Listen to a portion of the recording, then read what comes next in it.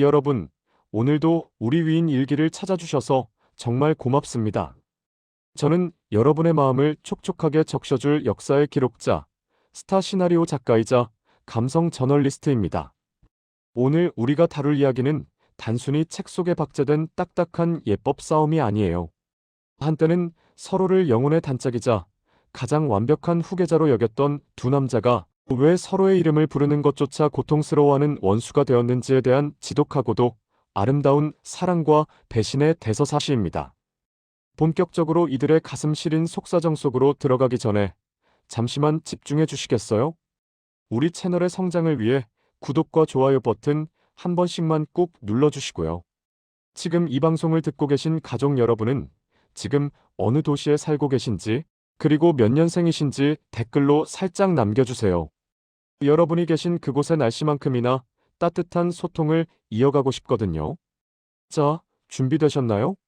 300년 전 조선을 발칵 뒤집어 놓았던, 요즘 말로 하면 업계 1위 스타 강사와 그의 수제자가 벌인 역대급 폭로전의 현장으로 지금 바로 출발합니다.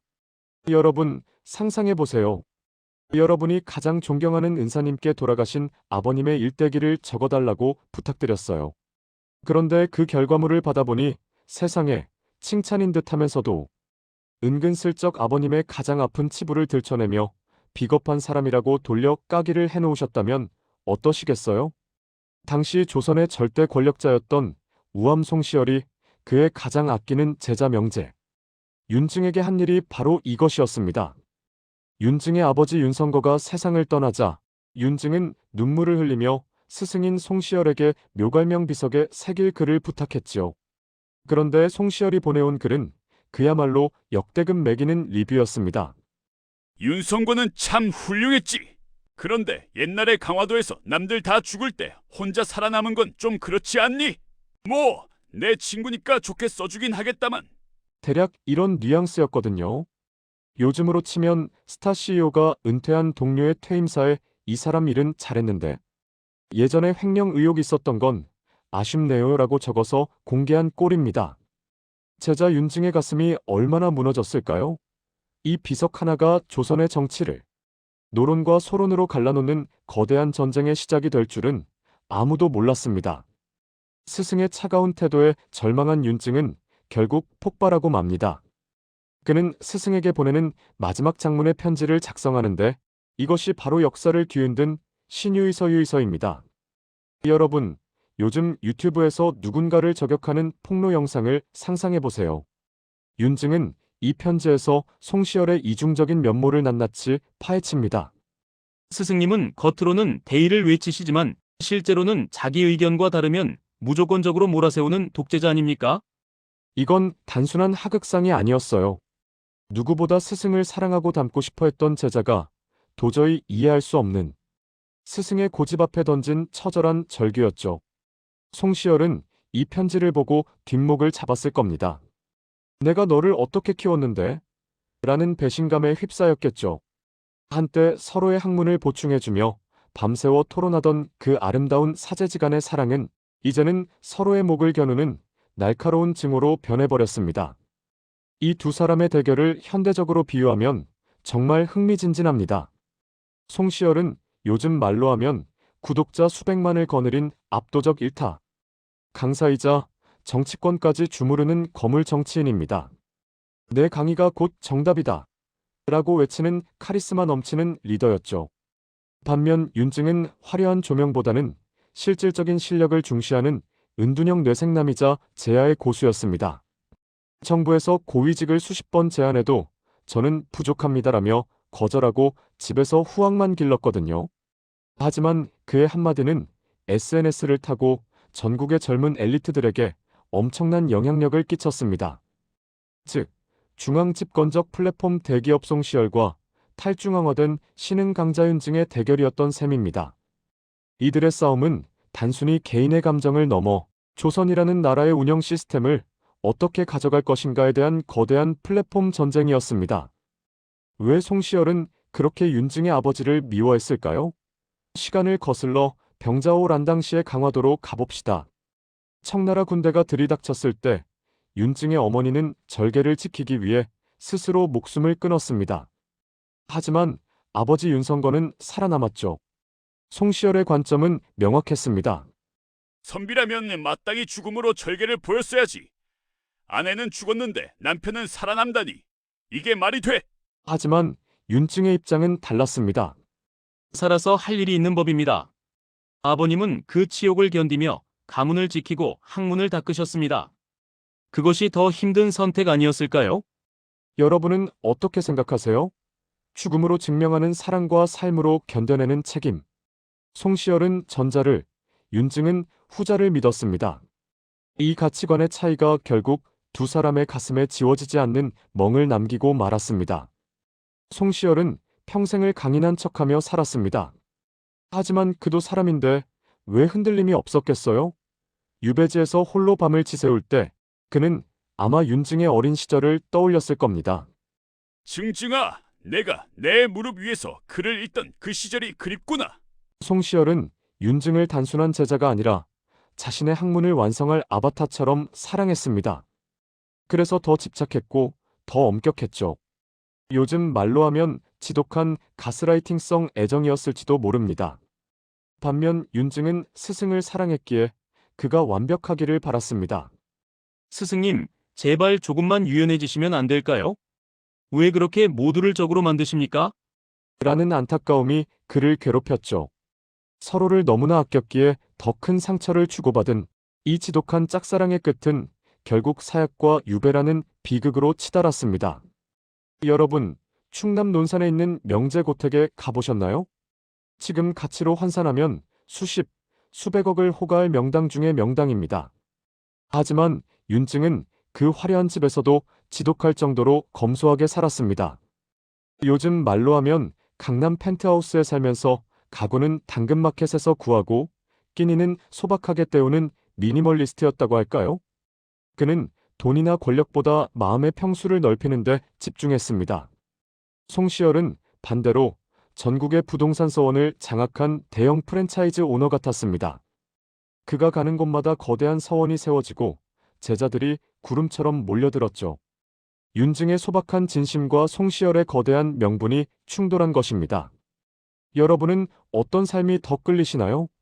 웅장한 빌딩의 주인이 되는 삶인가요? 아니면 작지만 단단한 내 집에서 진정한 자유를 누리는 삶인가요? 윤증에게 사랑이란 곧 어머니의 희생을 헛되지 않게 하는 것이었습니다. 그는 평생 고기를 먹지 않았고 화려한 옷을 입지 않았습니다. 어머니의 죽음 이후 그의 인생은 일종의 거대한 추모곡과 같았죠. 스승 송시열이 내 아버지는 비겁했다고 말했을 때 그것은 윤증에게 어머니의 죽음까지 모욕하는 행위로 느껴졌을 겁니다. 어머니는 목숨을 바쳐 절개를 지켰는데 아버지가 비겁하다면 어머니의 희생은 무엇이 됩니까? 윤증은 아버지를 지킴으로써 어머니의 명예를 함께 지키려 했습니다. 이 지독하고도 아름다운 가족애가 스승과의 의리보다 앞섰던 것이죠. 때론 사랑은 가장 강한 방패가 되기도 하지만 가장 날카로운 칼이 되기도 합니다.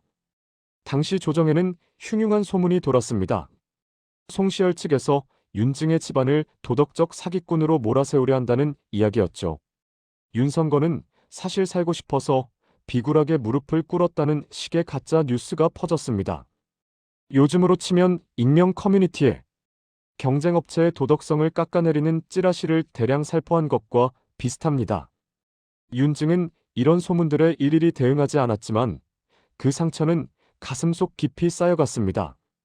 송시열 본인이 직접 지시했는지는 알 수 없으나 그의 강경한 지지자들이 벌인 이 사이버 불링은 결국 두 사람의 관계를 영원히 회복 불가능한 지점으로 몰고 갔습니다. 팬덤이 스타를 망치고 제자들이 스승을 가두는 비극이 300년 전에도 있었던 것이죠. 송시열은 분명 위대한 학자였지만 요즘 말로 하면 꼰대력 500%의 할아버지이기도 했습니다. 그는 나이가 들수록 자신의 학문적 권위에 도전하는 것을 참지 못했습니다. 내가 다 가르쳐줬는데 이제 머리 굵어졌다고 나한테 대들어? 라는 생각이 그를 지배했죠. 그는 주자의 가르침을 수호한다는 명분을 내세웠지만 사실은 자신의 자존심을 수호하고 있었는지도 모릅니다. 상상해보세요. 80세가 넘은 노인이 돋보기를 쓰고 제자의 편지를 하나하나 읽으며 분노를 사귀는 모습을요. 그 모습은 무서운 권력자라기보다 사랑받고 싶지만 표현이 서툰 외로운 노인에 더 가까워 보입니다. 송시열은 충청도 은진 송씨 가문의 자존심이었고 윤증은 파평 윤씨 가문의 보석이었습니다. 두 사람 모두 태어날 때부터 조선판 금수저 엘리트였죠. 어린 시절 윤증은 송시열의 집에 머물며 공부했습니다. 송시열은 윤증을 보고 이 아이는 내 학문을 이어받을 유일한 제목이다라며 극찬했죠.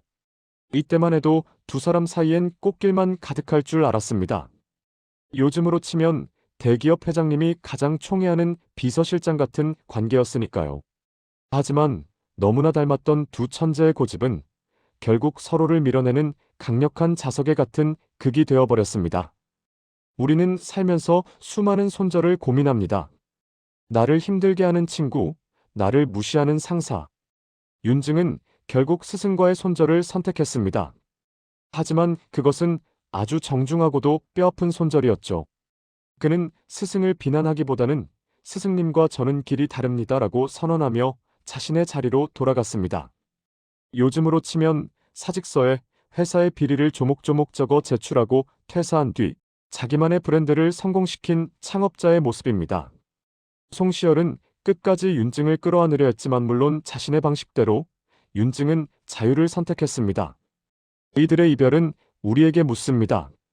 당신을 억압하는 관계에서 벗어날 용기가 있습니까? 송시열의 글씨는 장중하고 힘이 넘칩니다. 바위를 뚫을 듯한 기세가 있죠.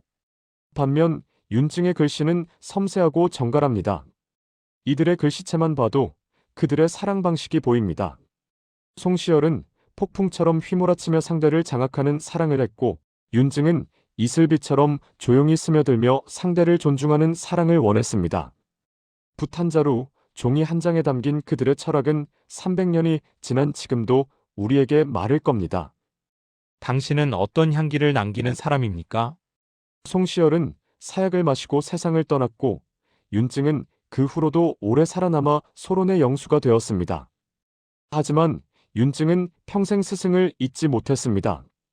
그는 죽기 전까지도 송시열이 가르쳐준 학문의 기본을 놓지 않았습니다. 비록 정치는 달랐지만 학문의 뿌리는 하나였던 것이죠. 요즘으로 치면 서로 소송하며 싸웠던 밴드 멤버들이 각자 솔로 활동을 하면서도 옛날에 같이 만든 노래를 가장 아끼는 상황이랄까요? 이들의 갈등은 조선을 갈라놓았지만 아이러니하게도 그 갈등 덕분에 조선의 학문은 더욱 풍성해졌습니다. 두 사람의 싸움은 단순한 개인의 이별이 아니었습니다. 송시열을 따르는 자들은 노론이 되었고 윤증을 지지하는 자들은 소론이 되었습니다. 이건 요즘의 정치적 팬덤 전쟁보다 훨씬 더 무서웠습니다. 서로 결혼도 하지 않고 같은 식당에도 가지 않을 정도였으니까요. 단 한 번의 사소한 오해와 고집이 나라를 두 쪽으로 갈라놓은 셈입니다. 우리가 누군가를 미워할 때 그 미움이 어디까지 번질 수 있는지 이 두 사람은 몸소 보여주고 있습니다. 우암 송시열 서인의 지도자, 주자학의 절대 권위자, 숙종 때 사약을 받고 생을 마감함, 명제 윤증 소론의 영수, 평생 관직에 나가지 않은 살림의 상징, 핵심 사건 회니집이 송시열이 사는 회덕과 윤증이 사는 니산의 거리가 멀어지듯 두 사람의 마음이 멀어진 사건. 여러분, 오늘 송시열과 윤증의 가슴 아픈 사제간의 전쟁 이야기 어떻게 들으셨나요? 한때는 서로의 숨결까지 이해하려 했던 두 남자가 결국 옳고 그름이라는 잣대 앞에 서로를 버려야 했던 그 마음. 얼마나 아팠을까요? 상상해보세요. 나이가 들어 홀로 남은 윤증이 차가운 밤 공기를 마시며 스승의 집이 있는 쪽을 바라보았을 그 쓸쓸한 눈빛을요. 우리의 삶도 이들과 다르지 않습니다. 사랑하기 때문에 상처를 주고 옳다고 믿기 때문에 누군가를 외면하곤 하죠. 하지만 300년이 흐른 지금 그들의 치열했던 싸움은 한 폭의 그림처럼 남았습니다. 오늘 밤 혹시 여러분 마음속에 손절하고 싶은 누군가가 있나요? 혹은 미워하면서도 그리워하는 누군가가 있나요? 송시열의 고집과 윤증의 눈물을 떠올리며 조금은 너그러운 마음으로 그들을 바라봐 주시면 어떨까요? 지금까지 위인 일기의 작가였습니다.